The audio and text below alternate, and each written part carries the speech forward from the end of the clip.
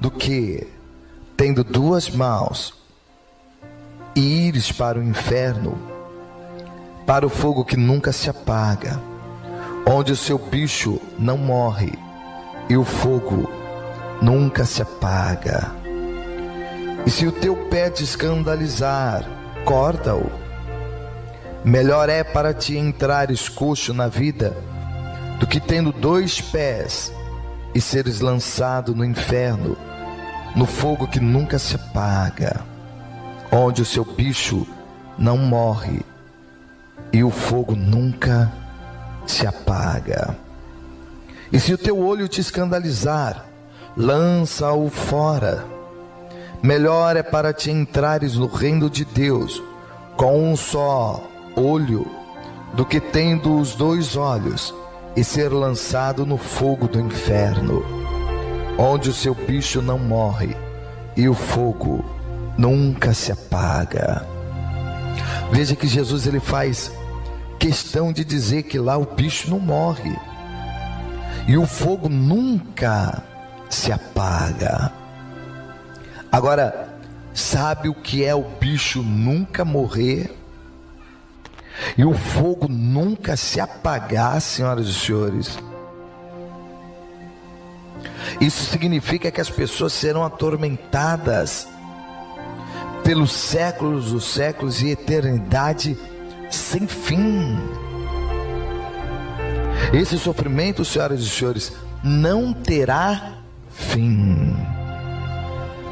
Então, se algo te faz tropeçar, arranque de ti, lance para longe de ti.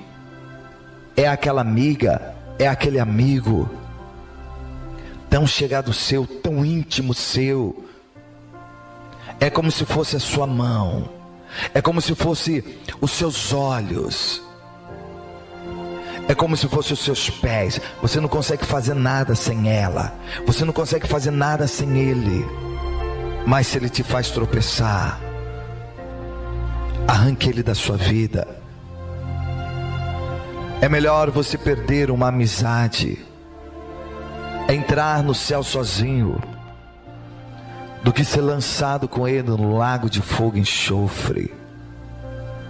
Se é a bebedice, a prostituição, o adultério, a mentira, a fofoca, a ira, a cólera que te faz tropeçar, arranca de ti, arranca dos teus membros, lança longe de ti, para que você possa entrar no reino dos céus. O inferno será um lugar de angústia, de tristeza, de solidão. E o pior de todos os sentimentos, que é o sentimento do remorso, do arrependimento, pelas oportunidades dadas, pela mão que diversas vezes se estendeu para tirar aquela pessoa do mundo, das drogas, do tóxico, e ela não quis. Pelas diversas vezes que ela ouviu o apelo, convidando ela a se reconciliar novamente com Deus, convidando ela a voltar para a igreja, a aceitar o Senhor Jesus como sendo seu único Senhor e Salvador, e ela rejeitou. Quanto desespero haverá lá, senhoras e senhores. O desespero, a angústia, a aflição será tão grande que os homens, eles irão viver rangendo os dentes. Existem pessoas que brincam dizendo que lá irão encontrar os seus amigos, irão encontrar os seus irmãos, e sendo assim não serão os únicos a ir para o inferno. Usam até aquela frase, né? Ah, eu vou para o inferno, mas você vai também. A gente se encontra lá. Mas o inferno também será um lugar, senhoras e senhores, de densas trevas. O homem, ele não vai conseguir enxergar um dedo do que está à sua frente. As trevas profundas, a escuridão profunda vai emergir as almas dos homens, nenhum abismo profundo. E o desconcerto, o desarranjo será tão grande que os homens não terão tempo e nem paciência de saber quem é que está do seu lado direito, do seu lado esquerdo, se existe alguém lá além deles, porque o sofrimento será atroz. O céu e o inferno é uma escolha de cada ser humano. O Salmo 9, a partir do versículo 15, a palavra diz que as nações precipitaram-se na cova que abriram. Os homens, senhoras e senhores, cavam a sua própria sepultura. Na rede que ocultaram, ficou preso o seu pé. O Senhor é conhecido pelo juízo que fez. Enlaçado ficou o ímpio nos seus próprios feitos. Os ímpios serão lançados no inferno, e todas as nações que se esqueceram de Deus. Não se esqueça de Deus. Não se esqueça do seu Criador. Não abandone os seus caminhos. Não deixe o mundo entrar dentro de você. Não deixe os seus sentidos serem enganados, lesados, entenebrecidos pela vaidade do mundo, senhoras e senhores. Porque o mundo passa, mas aquele que faz a vontade de Deus, ele permanece para sempre. O inferno existe. O inferno é real. E durante muito tempo, senhoras e senhores, ele foi vitorioso.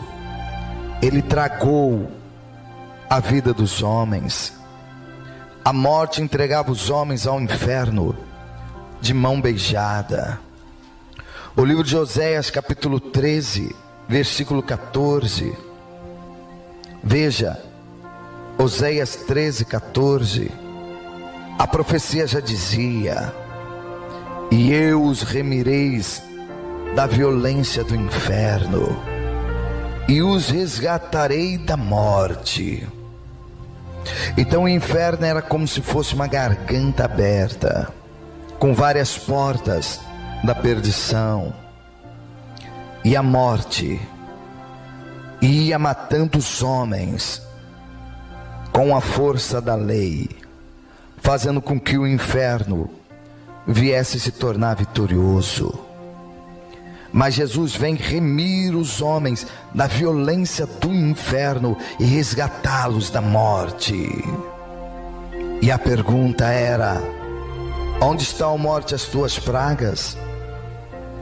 Onde está, ó inferno, a tua perdição? O arrependimento será escondido de meus olhos. Então essa é uma pura realidade que Paulo mais tarde, em 1 Coríntios capítulo 15, versículo 55, ele declara. Veja, 1 Coríntios capítulo 15, versículo 55. Onde está, ó morte, o teu aguilhão? Onde está, ó inferno, a tua vitória?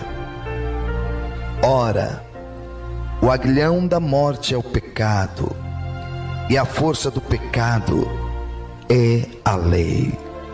A lei chega, dá força ao pecado. O salário do pecado é a morte. E uma vez os homens morrendo no pecado, que havia sido avultado pela lei, tornava o inferno vitorioso. Mas o inferno ainda não é o final da jornada dos homens, senhoras e senhores.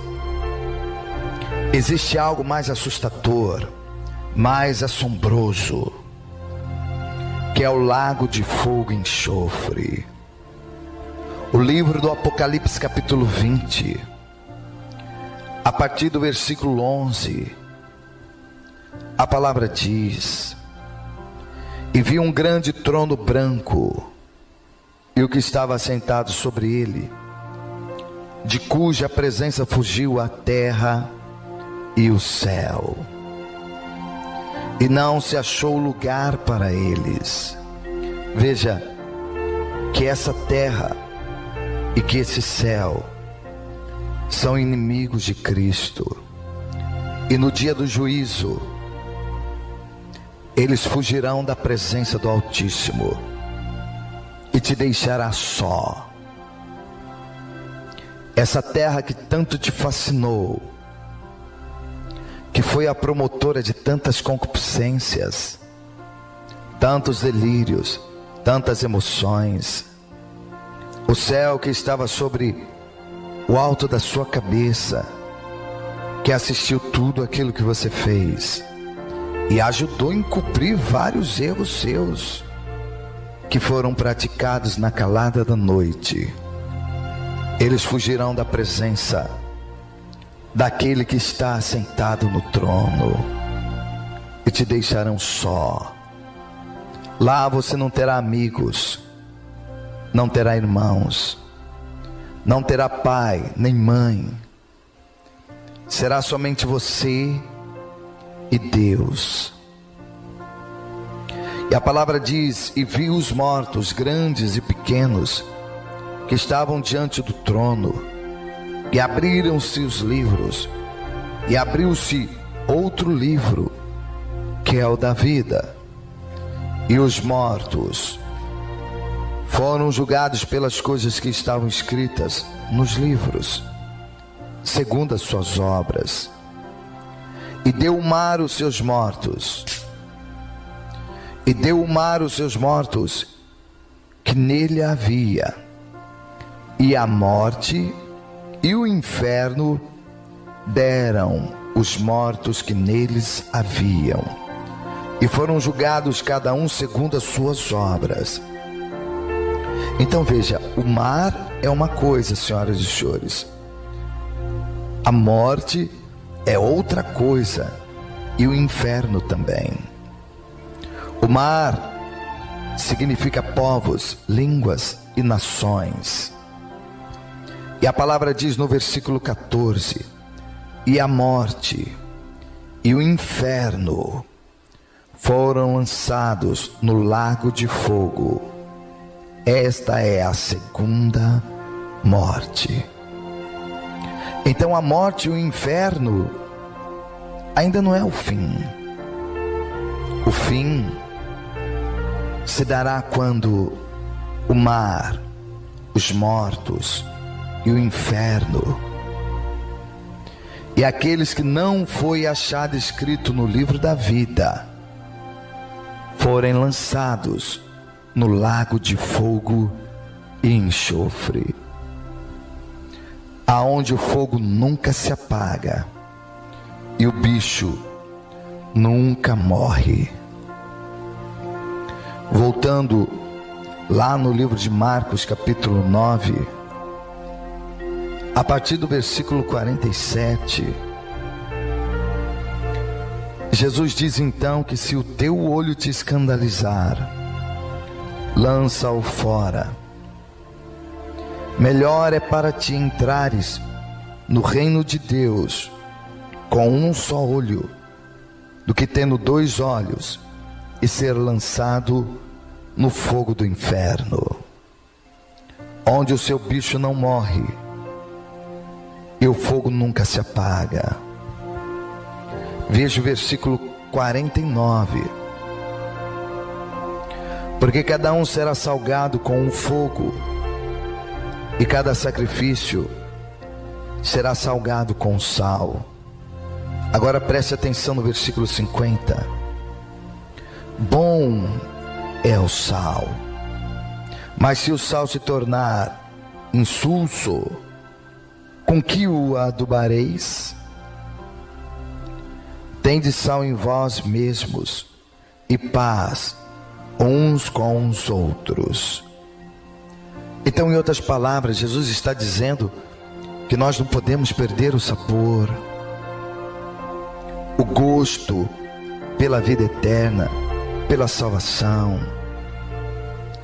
Nós não podemos nos tornar insulso, sem vida, sem esperança,